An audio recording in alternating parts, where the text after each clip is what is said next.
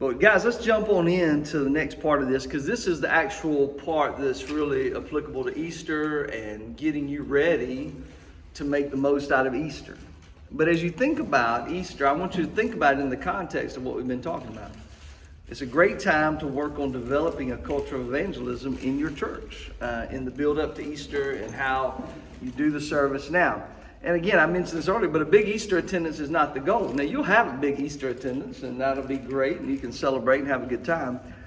But the goal is to intentionally lead your people to engage in the gospel mission. I mean, that's the ultimate goal. We want them to be a part of the gospel mission. So Easter allows us and gives us a great opportunity to help encourage that among our people. So again, if we're not intentional, Easter will be great. But if we are intentional, we'll have lost people there, our service in the services, and you'll have an opportunity to see people saved, celebrate the resurrection. But it also becomes an overall part of your strategy for becoming a gospel-focused, gospel-saturated church. And so we want to talk about some steps. And most of this stuff I typed out for you just so you would have it, as you leave. Okay, I can follow this model, follow this guide to get us ready for Easter and be on the top. So steps to making the most of Easter, just a few things. First thing is dream big when you think about Easter. Dream big. Hey, what could God do through our Easter services this year? Don't limit yourself. Don't limit your dream about, I just believe God could show up in a powerful way. I think we could see this many people. I think we could see God show up and touch lives and see some people saved. And so I want you to think through, get with your staff, get with some key leaders, some people in your church, and y'all think about, what do we believe God can do? And I want you to think about, I'm a big goal guy. I don't know about y'all. I'm big on goals, because here's what happens with goals. Goals get people excited. People get fired up when you have a goal. So I like to have goals. I know numbers aren't everything, and people, remind you of that all the time. Well, Pastor, it's not just about numbers. And it's not. I understand that. I know. But when you cast some goals, you throw some goals out there, people get fired up to want to try to help accomplish that goal. And even goals are good because they stretch you.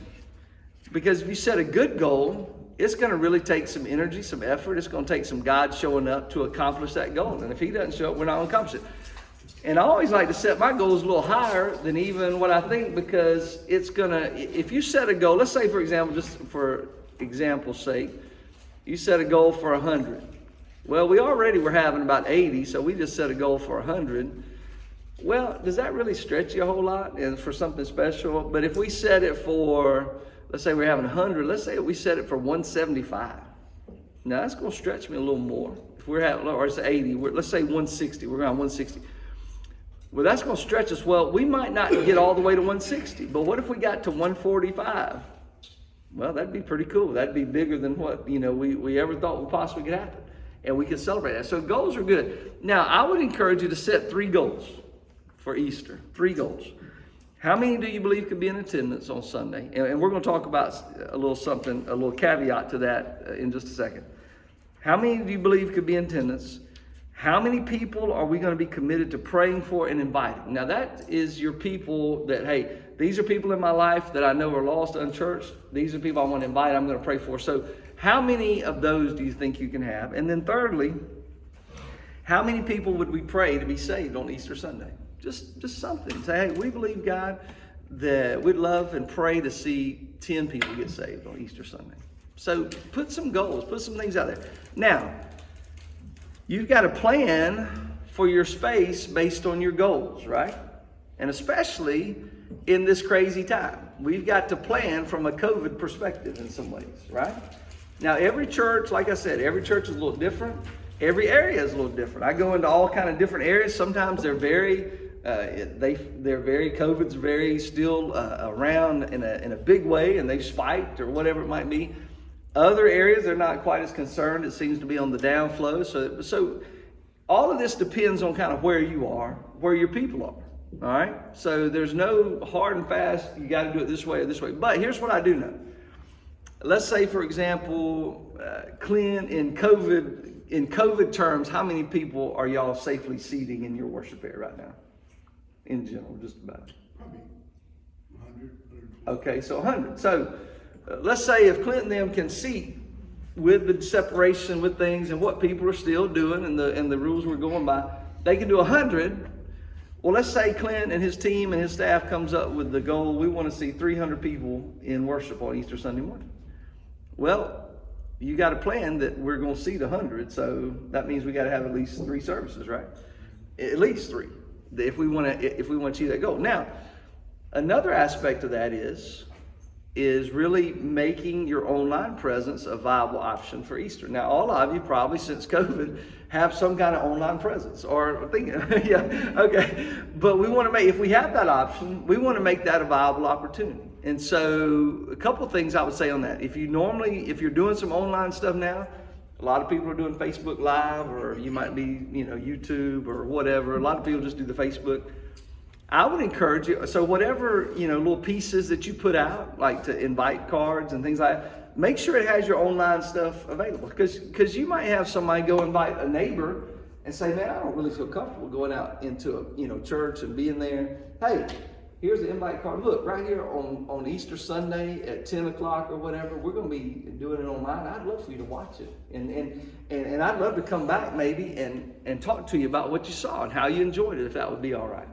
And so you give them an option to still come. And then I would encourage you on that Sunday, even if you don't normally, have somebody that's assigned to the comment section on Facebook Live that Sunday.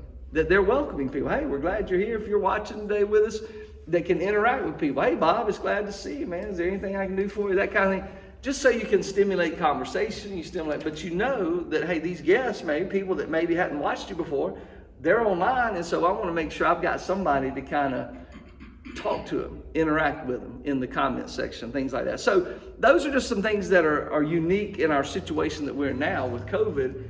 If your goal is going to be, if you can only seat 100 in your service because of COVID stipulations and where you are right now, and you say, well, we're going to have 300, and you only do 1 service or 2 services, you've already shot yourself in the foot, right?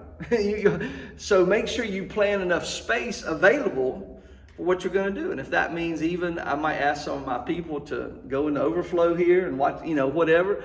But think through, you got to be very strategic in how you think through these goals, because you don't want to give a false sense of, oh, we think we can do this, but then we don't even make space for it. That doesn't make sense. So think through how we're going to do that. And so doing it from that perspective. So setting goals, I would say attendance goal, and these are just some stipulations to help you think about a goal if you've not really had goals for it. I would say for your attendance goal, I would make my goal no less than 50% above average attendance. That would be the minimum goal for me. So let's say we normally have 100. Well, my goal is not going to be less than 150 for Easter. I mean, that's the bottom line. Yeah, you can go higher if you would like to, and I'd encourage you, man. Allow God to stretch you a little bit in that. But set you a goal, and that's the bottom line line of your average attendance goal. The second goal was the number of people we pray for and invited. So this is just people going out inviting people to come. So what kind of goal do we want to set that? I would set this one at least 3 times your average attendance. That's how many people we want our people inviting and praying for. So again, if you normally have 100 people in church, I mean, I'm not saying, members, I'm saying your average attendance. If you got 100 average attendance, I'd make my goal of people we want to invite and pray for to be 300. That would be my kind of the bottom end. Again, you might want to do more. You can do 500 if you want to. And then the salvation goal, I would set at 1/10 your average attendance. So if you normally on a normal Sunday you're averaging 100, I'd set my salvation goal at 10 for Easter Sunday. These are just guides. They're not set in stone. You can make it whatever you want. I'm just kind of helping you try to think through, okay, what my goals will be. But if you set the goals, like I said, and you begin to talk about it with your leadership, you begin to speak to it. Guys, we're looking forward to Easter Sunday. We can't wait. We're believing, man, we're going to pray for and invite this many people. We believe that we're going to have this many people. And we're setting things in place. We're making things safe so that we can do this safely. I mean, you want to encourage them in that angle. And we're just believing God's going to save some people. We believe, we're asking and praying God that He'd save 10 people in our church on Easter Sunday. But you begin to get them, that builds expectation, right? People begin to have some excitement, some expectation about what's going to happen. And so you want to set some goals. So dream big, all right? So the second one is develop your plan. Develop your plan for Easter. What are we going to do? Like I said, don't just throw it out there and say, okay, Easter's coming. Let's get out there and invite people. Have a plan. So Share with your leaders what the vision for Easter is. Share your leaders the goals, get them to begin to buy in. Decide what we need in regards to publicity pieces, materials, things that will help us as we invite our friends in there. What are some things? Listen, these can be things you create if you want to, or things you can order. Now, let me key in on a website, and this is where the Georgia Baptist Mission Board works. Y'all, most of y'all probably heard of the Big Invite. We've done it for the past 5 or 6 years. If you go to the website, www.thebiginvite.org, you can sign up. There's not a whole lot right this moment on it, but you can sign up and you can put in your information and you say, I want to get updates and what's going on. That website is going to be flooded with resources that are going to help you, okay? It'll have videos that kind of give you some encouragement on certain issues. It'll have some things, some templates that you can print out yourself if you want to. Now, they'll also have some things, some publicity pieces that go through outreach.com that you can buy and that have the theme. The theme for this year for the Big Invite is Life's Comeback. And so it's just a picture on the front of kind of the crown of thorns, but it's got a little flower growing out of one of the thorns. And it's real neat. It's real, very professional. You can order all that stuff you want, or as little as you want, or none of it you want. I mean, that's just stuff to help you. It's available. It's already kind of done, and you can just put your information in there and it'll look professional and things. And as I think about what I would suggest you do is one of the things that's going to be on that website is a 5x5 card. What that 5x5 card is this. It says 5 people that I'm going to pray for 5 weeks to be a part of our Easter services. You can print those off yourself, but I would definitely get those, because what you want to do, and we're going to see this in just a minute, on February 28th, which is 5 weeks before Easter, you want to have these cards available. You want to be able to have every single person in your church have one. And you want to give them opportunity to identify the people in their life that are unchurched and lost. And so they have this card, they write down 5 names, and you lead them through that process, like I said, like we did earlier. You help them to think through. If they can't think of 5 people, help them to walk through that process, those circles of concern. Get them to commit to 5 people. I'm going to pray for these 5 people. And I'm going to, at some point before Easter, we're going to invite them, and we're praying for them to be with us on Easter. So that card's free. You can print it out and then just print as many as you want.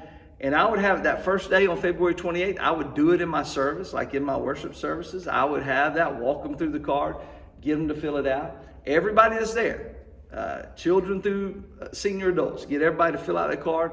Commit them, walk them through. Hey, we're going to pray for these folks, and these are people you're committing to pray for and invite to come to Easter services. And then, so they all have it. And then in successive weeks, you want to continue to have those 5x5 cards, because everybody won't be there on that one Sunday. So keep them out and encourage every week. Hey, if you didn't get your 5x5 card last week, make sure you get one. We've got them available right here. Fill it out. These are people we're praying for, and we want to invite to come to Easter. So that's a big deal. But those, I would say, going back up to under number 2, I would get those for sure. And then the other thing I would make sure I have, and you can use the outreach.com ones or not, it doesn't matter. You can make your own, whatever. But the other thing I'm going to make sure I have, no matter what, is I'm going to have invite cards. So I'm going to produce a bunch of invite cards for Easter Sunday. And like I said, if you want to do them yourself, you can do them. If you want to order them. But I would make sure I had plenty of invite cards, because here's the truth, guys. The mail out things that we do, the outreach does, the mail out, and they do the target out. I don't think those work very well. I mean, that's just me. I don't think, a lot of people throw them right in the trash. They get them, it goes in with all the junk mail that comes in, and they don't see it. And then I might get 3 or 4 or 5 from churches all over town, in my basket. And so I'm like, well, I already know what I'm doing. So I don't know if I would spend a bunch of money on doing those cards you mail out, because here's what's going to be much more effective. And again, what we talked about earlier, the gospel moves best along lines of relationship. Well, invites to church also work best along lines of relationship. So what I'm going to spend my money on, or my time in developing, is invite cards. And it's got all the information about the Sundays, all my services. It's got my online information if I've got that. It's going to have whatever you want to put on there, but all the pertinent information. And I'm going to have those, and I'm going to give them out to my people. I'm going to challenge my people. Take these cards with you wherever you go. Because listen, invite cards are good not just for the 5 on their list that they're praying for, but invite cards can be anybody they run into. Man, hey, I bumped into so-and-so and hadn't seen him in years, and he doesn't have anywhere he goes to church. Hey man, come with us. And I got one in my pocket. I just give out. So you want to have abundance. If you have anything, I want to have an abundance of invite cards, because I want my people to have as many as they can possibly pass out to friends. Now, when in the week that you start talking about the invite cards, encourage your people. Hey, don't leave them sitting on the urinal in the men's bathroom as a way for people to pick up. You see those tracks sometimes, you see them sitting on the urinal, and I'm like, ugh, that's gross, And don't just leave them on people's cars and their windshield wiper. Don't do that. Hey, we're talking about a face-to-face invite. Every card you give out, we want it to be a face-to-face. Now, I'm not saying it has to be, it could be with a stranger. If you are talking to somebody in the grocery store and you find out they don't have a church they go to, give them a card, invite them to come. But we don't want to just throw them all over the place and hope somebody actually picks one. We want it to be where you give it to them, you invite them personally to this. So that's part of it. But I would definitely have those. Now, on the other thing that's going to be available on the biginvite.org is there's going to be some like PowerPoint backgrounds if you want to use those. There's going to be some media slides for like your social media sites if you want to put it on your social media, things like that. All that's available to you. And you can do as much or as little as you want to. There's nothing, nobody's gonna make you do anything, all right? You're not, if you sign on to that website, you're not saying, oh, I'm gonna buy X. You're not doing that. It's all up to you, but it's just available. There's banners you can get if you want to get some banners to have to encourage people. But whatever you use, like I said, the two things that I would definitely have is those 5x5 cards, which are free. You just print those right off.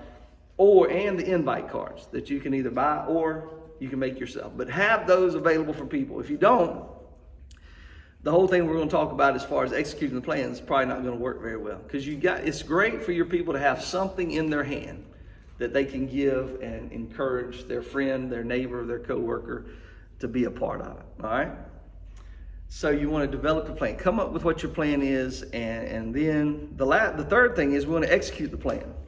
Right? I mean, we want to develop it, and then we want to actually do it. We want to make sure the plan happens. And so what I've done right here is just walked out for you from February 28th, the first week 1, 5 weeks to Easter. Just what do you need to be doing each of those Sundays building up to Easter in your church? All right? So 5 weeks to making Easter amazing. February 1st, we talked about this. I mean, not February 1st, February 28th, week 1, February 28th.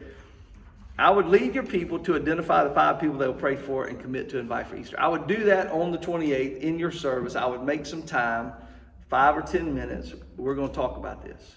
If you want to preach a sermon about it, even better. But if you just want to take 5 or 10 minutes to talk about, lead them through the 5x5 card, make sure. So this means before the 28th, I've got to figure out a distribution method for my cards. Either I'm going to have them in the pews, I'm going to have them on a table out front that everybody can grab. But I got to make sure every single person gets one. So if I want to put them along the pew racks and make sure so they can just grab it and pick it up, whatever works best. All right. So, but know before you get in there on the 28th how we're doing this. So we'll make sure it's covered. So I'm going to get everybody to walk through that. So we're going to start praying. And, to close that time, you could even pray then and begin the process of our prayers for these folks.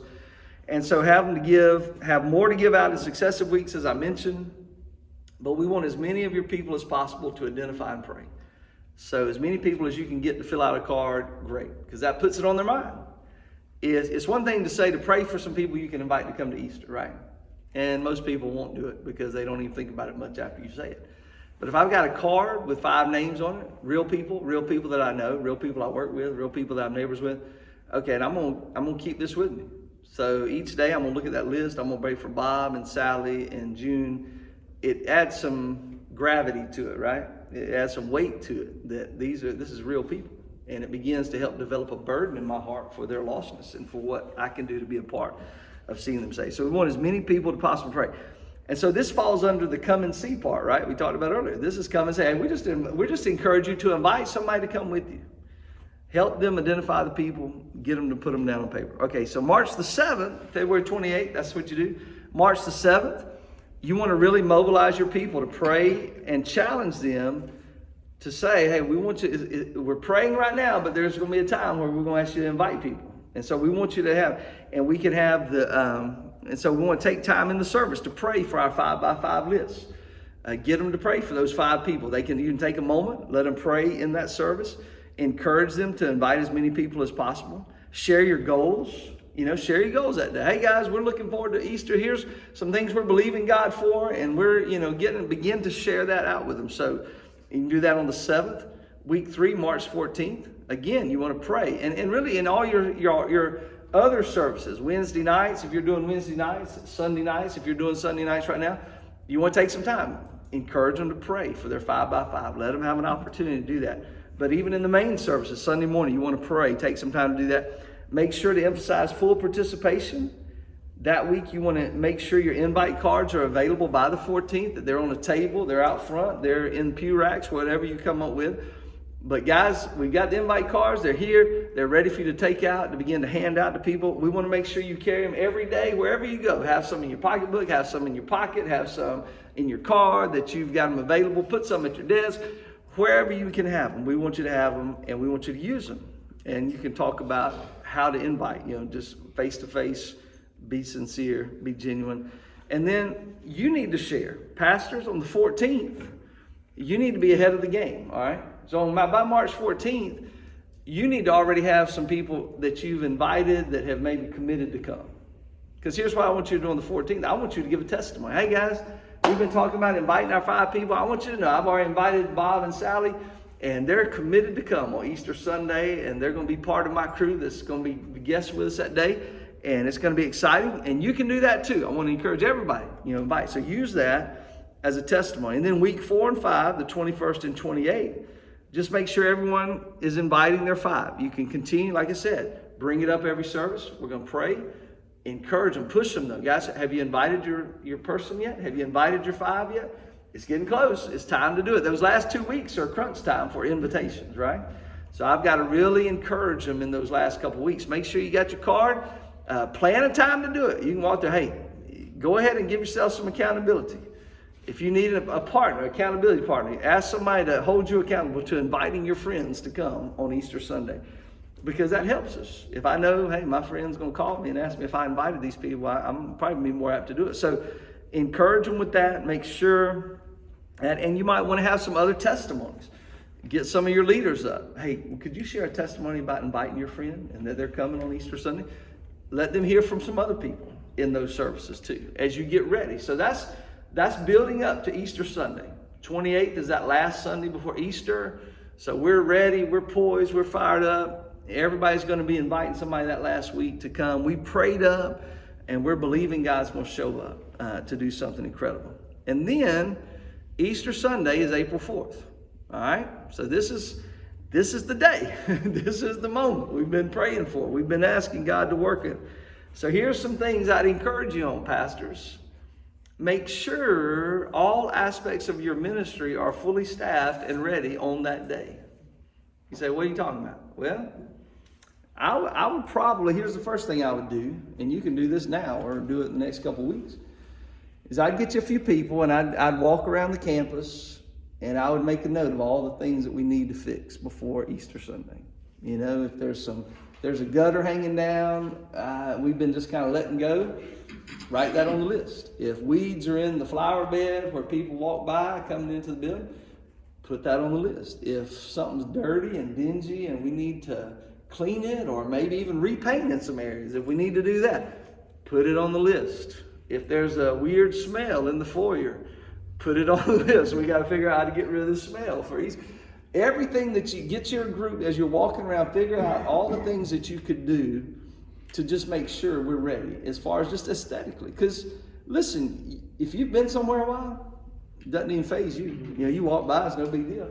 But if you're thinking about a guest, somebody that's for the first time, they walk into your church and they see right where you walk in the door, there's a big, even a big, one of those things, dirt dauber nests right there. And they're thinking, man, what in the world? Or if weeds are in the flower bed, that speaks to people, right? And y'all have heard the statistic that a person makes a decision about coming back to your church in the first 6 minutes they're on campus. Long before your powerful sermon, they're already making a decision if I'm going to come back or not. So that would be one thing I'd do. Get some guys to help you. Get some ladies on that to walk around with you, because ladies are much more keen on stuff like that too. So a bunch of guys will be like, oh, no, it looks good to me. It looks fine, But if you got some ladies, they're going to point out and say, oh yeah, here's what we need. I've been waiting for this moment. There's got some ladies you're like, I've been waiting for this for 10 years, And so, But those are the people you want to help you. Secondly,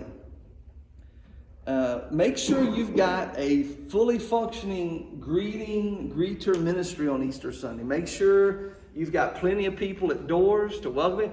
If you don't normally have people out in your parking lot, get some people out there for Easter Sunday and tell them, hey, just make sure cars know where to go, where people know to pull up, that you can help them get to the right door if there's different 2 or 3 doors that you can go in. Make sure they come to the right spot and just greet them. Be happy, be excited about being there.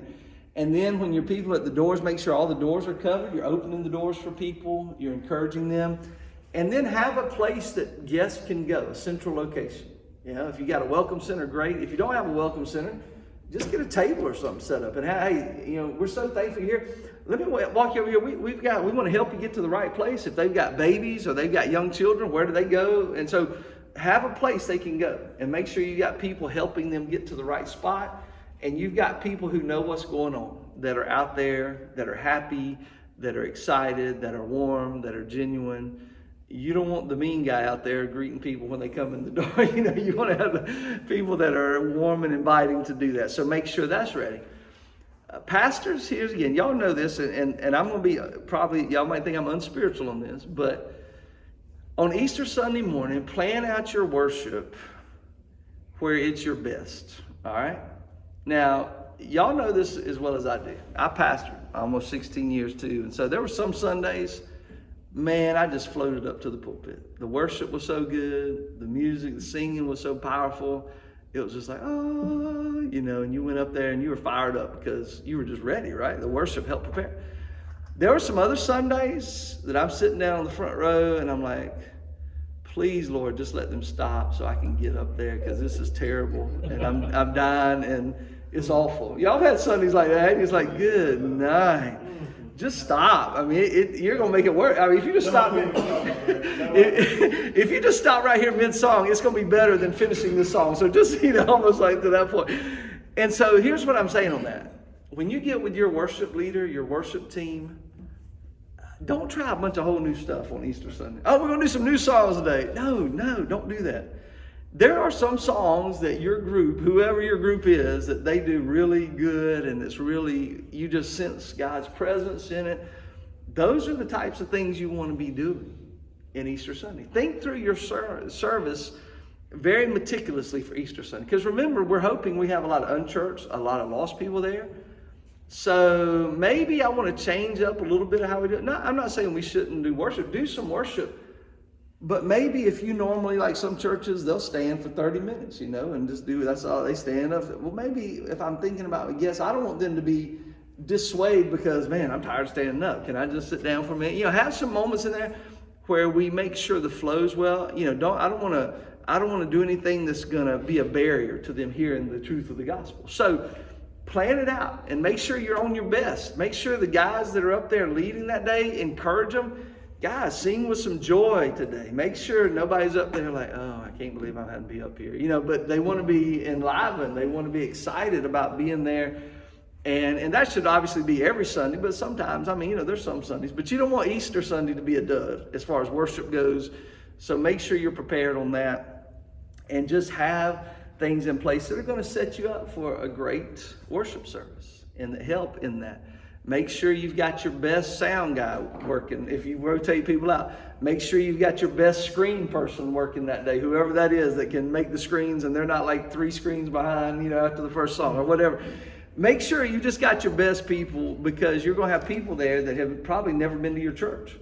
And you certainly don't want to say, oh man, you know, that didn't work too well. So set yourself up for a great day and make sure all those different areas are great. Your nursery, again, clean, people staffed, not just, well, I'm not sure where y'all supposed to go. Let me go see if I can track somebody down and get them down to the nursery here.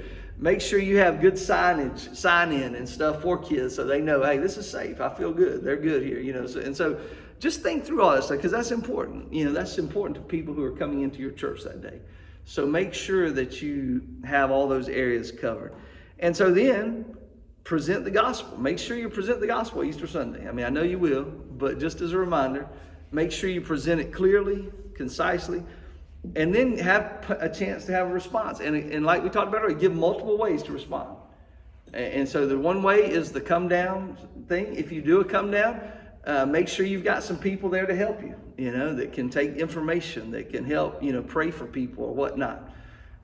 If you do say, hey, I want you to meet, and I, like I say, I would do all of these, have a come down.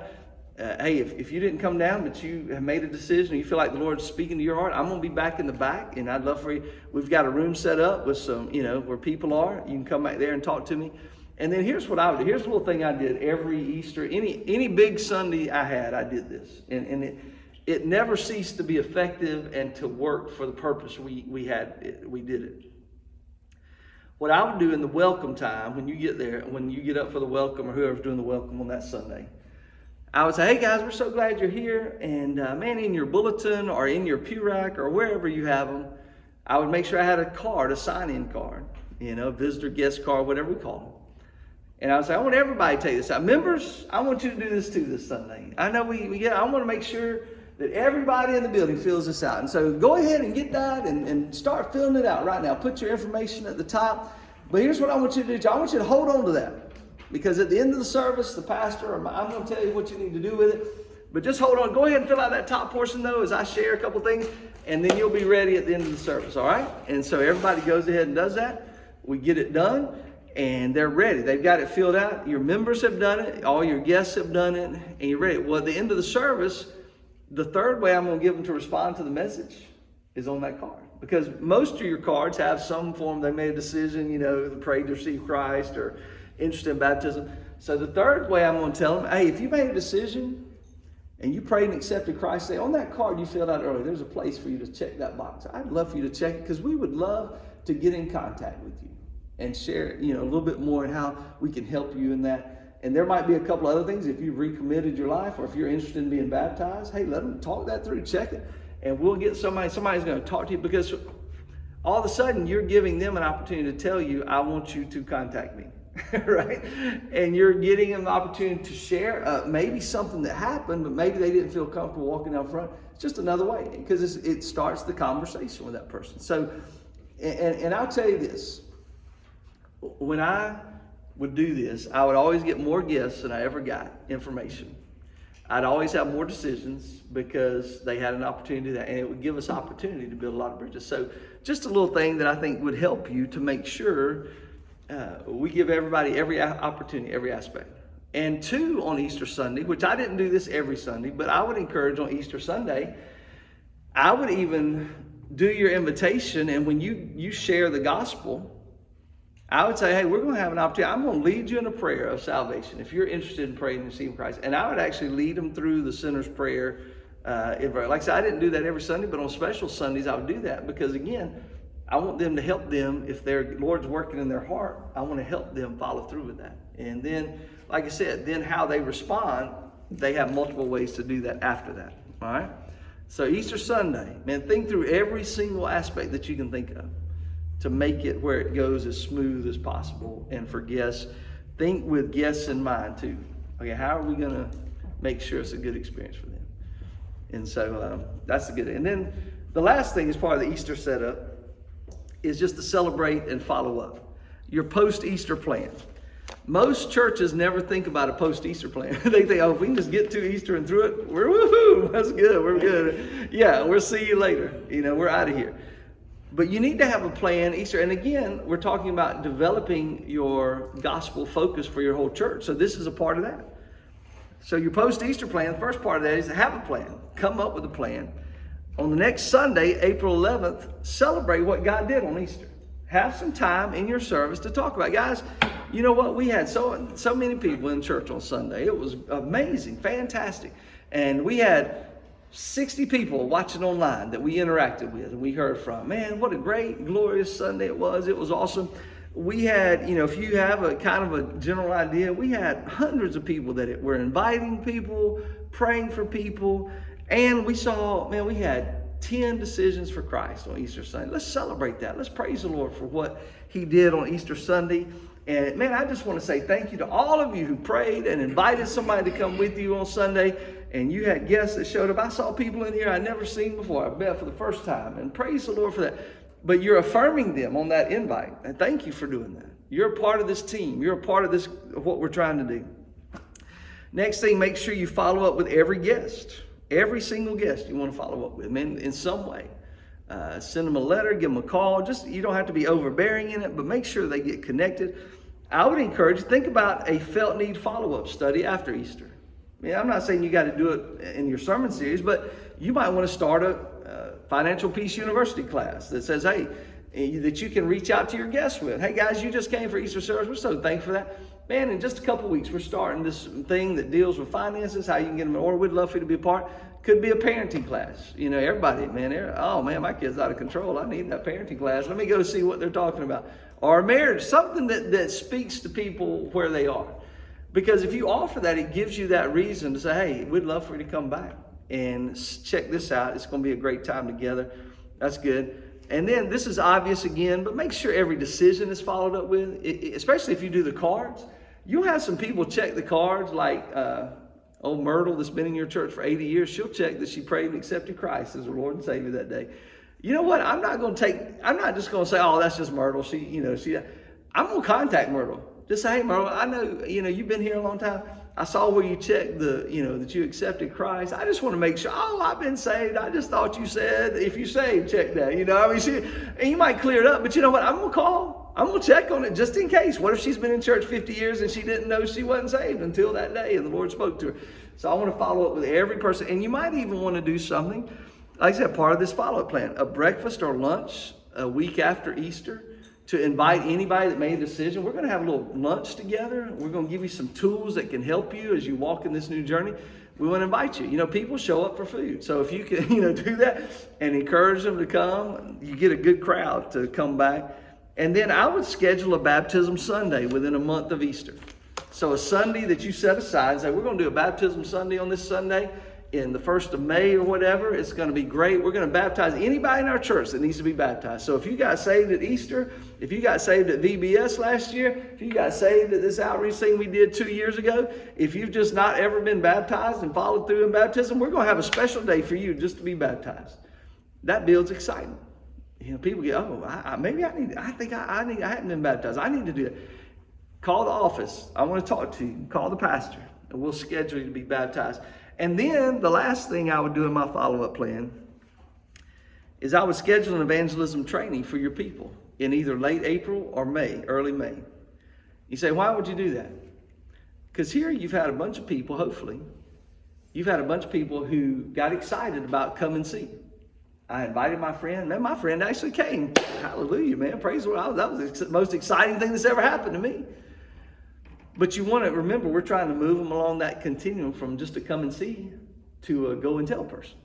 And so we want to help them. And we want to take the excitement that they've experienced with inviting a friend who actually came to now we want to say, hey, man, do you know what? God can use you in even greater ways. And we're going to help train you to get ready to do that. And so find a Sunday, find some time in your calendar a month after that to say, we're going to do an evangelism training. We want everybody to be a part of that, everybody to be here for it, because we're going to help you continue to grow. So many of you invited people, so many of you did that, and we're so thankful for that. But we're going to keep going forward. We're going to keep growing together, and this is a way to do that.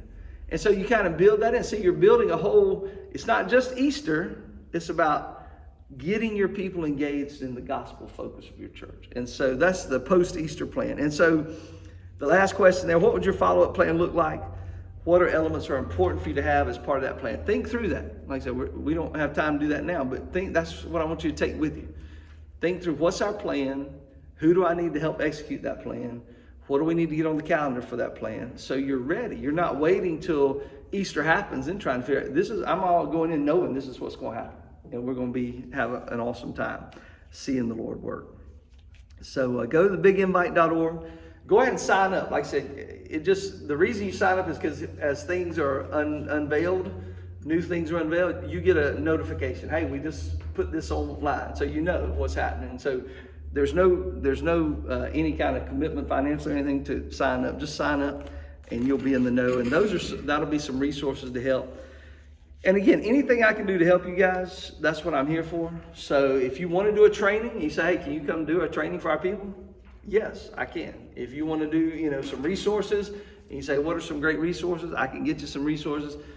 So that's why I'm here. So, and if you say, we talked about, developing a yearly plan for weekly, monthly, quarterly, yearly.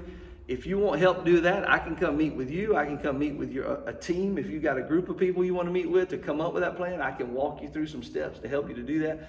So I'm available for all those things and to help you in that way.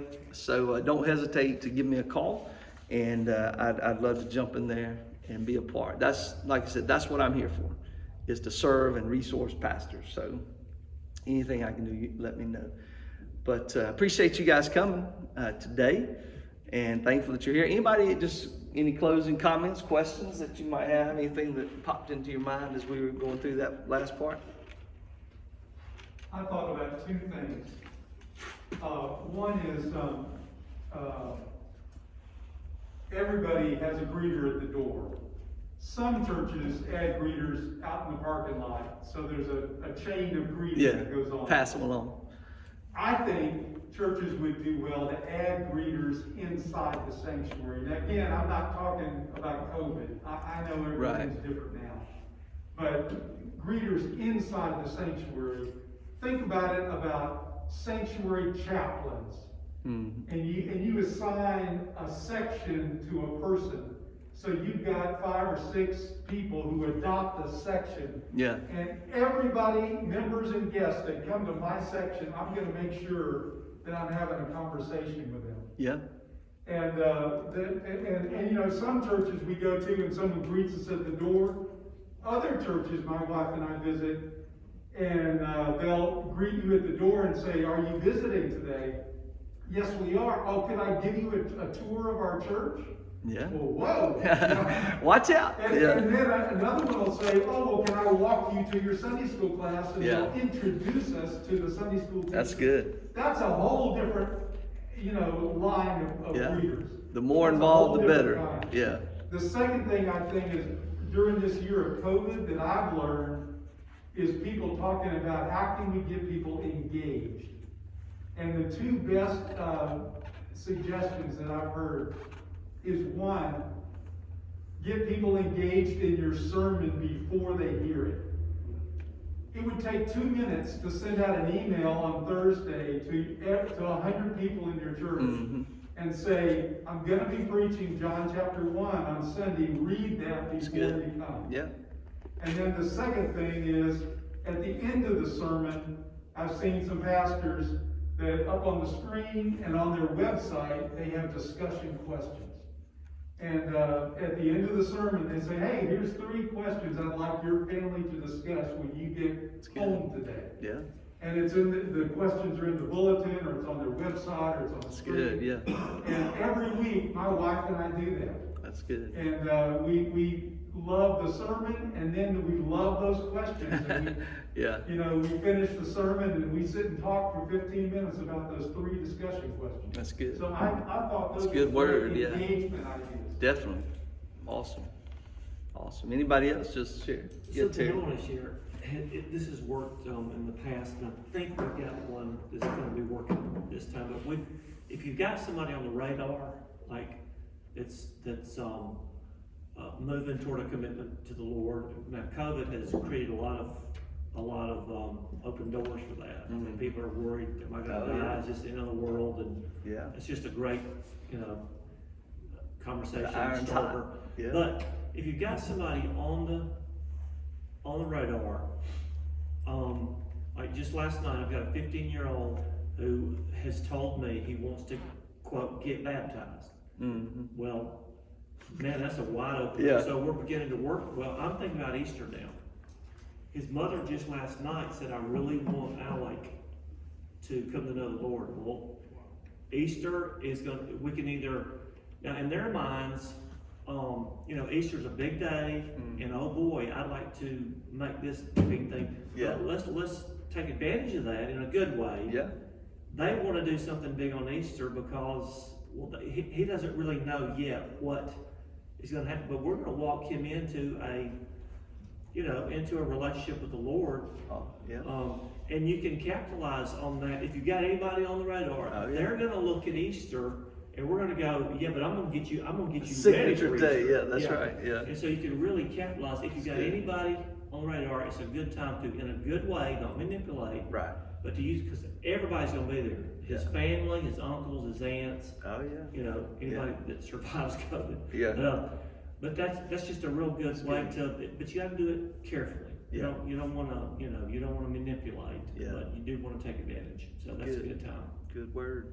Good word. So we're trying to decide, will he walk on Easter or will he be baptized on Easter? Yeah. So either way, it's gonna be a walk. Yeah. Baptized. I always try to baptize. It is fun to do baptism on Easter, man. That's a great Because time. So many people in the pew that have it, if they do come 3 times a year, they haven't seen anybody baptized in years. Ever, yeah. And baptism, I mean, it's like I said, a great opportunity again to, hey, why are we baptizing? Right? Well, Tell you them. can preach your invitation Yeah. when you baptize them. Yeah. Yeah. And you could use his, coming forward and all during this prep, during the prep time, and say, Yeah. look what's already That's right. materialized, Yeah. Explain it to them why. Yeah. That's good. Good. Anybody else?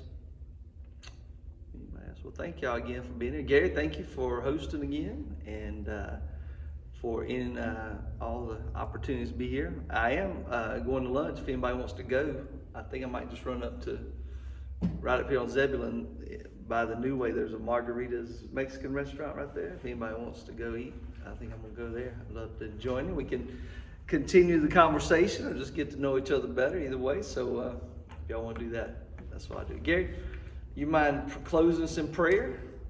And after prayer, we are doing this at 6:30 tonight. We got a few people coming. If you know anybody you want to contact, say, hey man, you need to go at 6:30 tonight. It's going to be good. We'll be here and we'll do it again. So let's get the word out. Father, I pray for these pastors that are here and just pray you guide them this Sunday as they preach, as they help their church to develop a culture of evangelism and mission and living on mission. And Father, just help us all to have a passion for sharing the gospel and making disciples.